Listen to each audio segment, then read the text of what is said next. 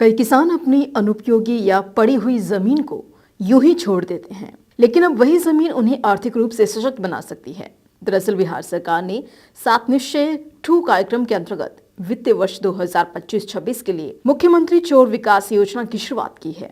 इस योजना के तहत सरकार किसानों को बेकार पड़ी या जल जमाव वाली जमीन पर मछली पालन के लिए तालाब निर्माण में अनुदान दे रही है। इसका उद्देश्य है राज्य में मत्स्य उत्पादन को बढ़ावा देना और किसानों को एक नया आय का सोर्स प्रदान करना। तो अगर आपके पास भी कोई बंजर या फिर पानी से भरी हुई जमीन है तो अब उसे खाली ना छोड़ें, उसे आमदनी का साधन बनाएं।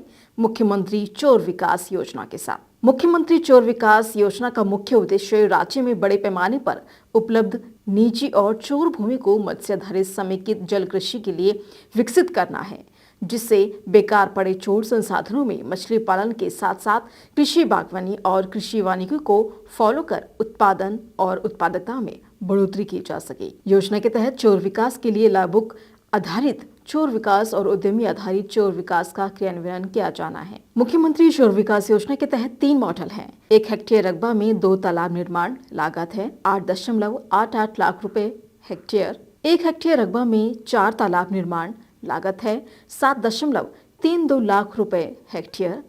1 हेक्टेयर रकबा में 1 तालाब का निर्माण और भूमि विकास, लागत है 9.60 लाख हेक्टेयर। पशु एवं मत्स्य संसाधन विभाग बिहार सरकार के मुताबिक मुख्यमंत्री चोर विकास योजना के तहत किसानों को बंजर जमीन पर तालाब बनाने के लिए 70% का अनुदान मिलेगा। अन्य वर्ग के लिए इकाई लागत का 50% और अत्यंत पिछड़ा वर्ग, अनुसूचित जाति, अनुसूचित जनजाति के लिए 70% और उद्यमी को 40% अनुदान मिलेगा। मुख्यमंत्री चोर विकास योजना का फायदा लेने के लिए किसानों को 2 पासपोर्ट साइज फोटो, आधार कार्ड, जाति प्रमाण पत्र, समूह में काम करने की सहमति पत्र आवश्यक है, जबकि उद्यमी लाभार्थी द्वारा स्वयं अभिप्रमाणित निबंधन प्रमाण पत्र, पिछले 3 वर्षों का ऑडिट और आय का रिटर्न, जीएसटी, भूस्वामी प्रमाण पत्र, लीज, इकरारनामा, मत्स्य प्रशिक्षण और मत्स्य आधारित उद्यमी का अनुभव होने वाले को प्राथमिकता दी जाएगी। इस योजना का फायदा उठाने के लिए किसान fisheries.bihar.gov.in पर ऑनलाइन आवेदन कर सकते हैं। आवेदन के लिए अंतिम तिथि